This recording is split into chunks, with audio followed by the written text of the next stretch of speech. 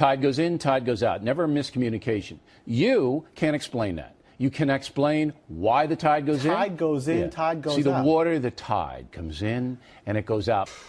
We do understand the tides. The tides are part of the 4% we understand. So Bill O'Reilly's giving a list of things that are fully understood. If he had given a list of things that are not understood, okay, that would be a different reaction. And it would be less susceptible to comedic mockery than saying, tides come in and out, you can't explain that. It's like, yes, we can. We've known that one for the last couple of 100 years.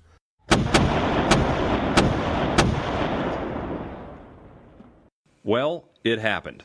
By sheer coincidence, the same day I took off for my own vacation, Bill O'Reilly's was extended permanently. The powers that be at News Corp and their infinite compassion determined that Bill-O was to advertisers as the suck-faced crawly thing from Alien was to humans. Not the one that bursts out of your chest, the other one. Anyway, the second pillar of the Bill and Roger Cathedral of conservatism crumbled. Fox News lost its superstar and the Bill O'Reilly saga concluded. They're there. Not to worry, folks. If a single tear ever does force its way down O'Reilly's splotchy cheek, he'll be able to dry it with the stack of $25 million he'll be receiving in severance. He'll also be able to look forward to his podcast because, well, he has a podcast now. You know, like Luane and me. I was headed to Colorado with my girl when the news broke officially. It wasn't a surprise, really, if you follow the right Twitter handles. The young Murdoch eye were split with Papa Murdoch on O'Reilly, and the advertisers were stampeding for the exits. The decision was brisk and final, a pleasing confirmation of our suspicions from last episode. Our trip to Colorado was ostensibly about going to the Science March in Denver. That and nature stuff and whatever else you can find to do high up in the mountains. On our Facebook page, that's facebook.com/swingstateshow, we've been selling the Science March since before the beginning. The final attendance figures won't touch the Women's March.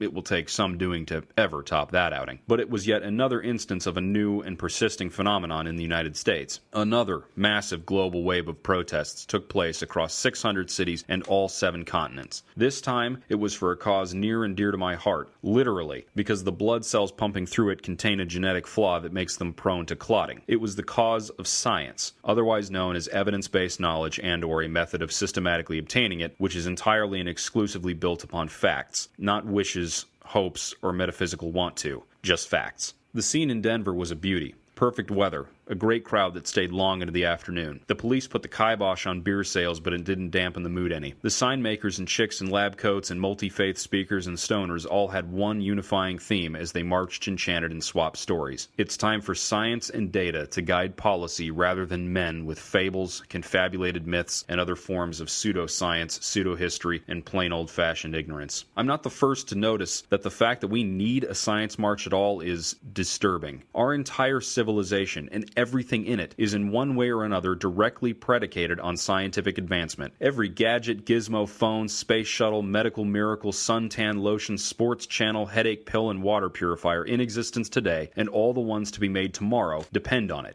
It's no small wonder, then, that we live in a society where the dominant governing party, the Republican Party, in case you forgot, simply disbelieves or disregards the body of evidence on climate change.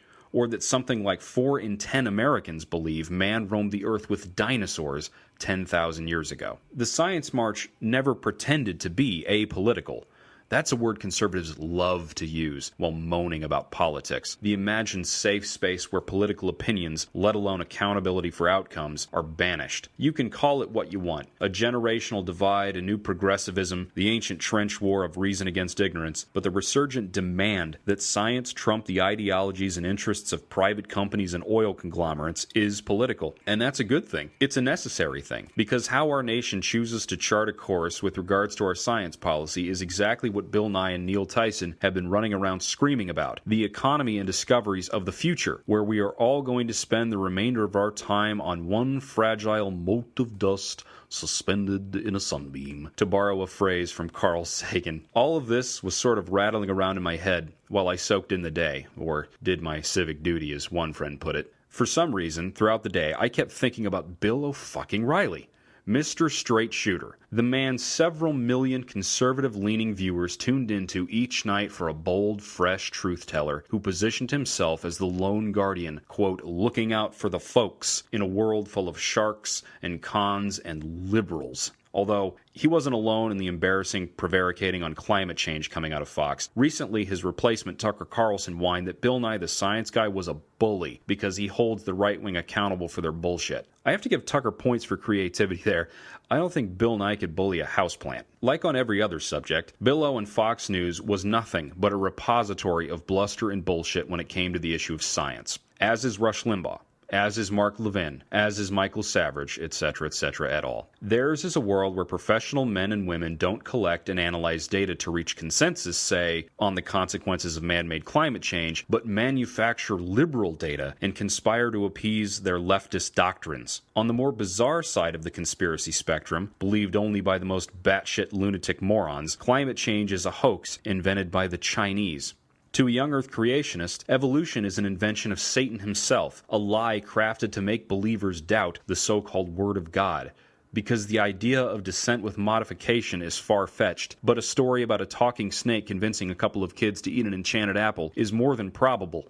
It's the capital T, truth. And this is the reason that the March for Science was, I think, a critical moment. Like the first few strictly atheist candidates entering politics at the state level, it's important that our activism remind us that the causes we're in the streets for really do matter. What the March for Science reminded me is that, in the end, much of our political strife is just a manifestation of the information war. Whether it's evolution, climate change, vaccines, or Bill O'Fucking-Riley, it's just another move in the same game. Ignorance and superstition versus solid reasoning. Fact versus fiction, and the human condition which never allows any individual ape to ever completely escape the bullshit in their own head.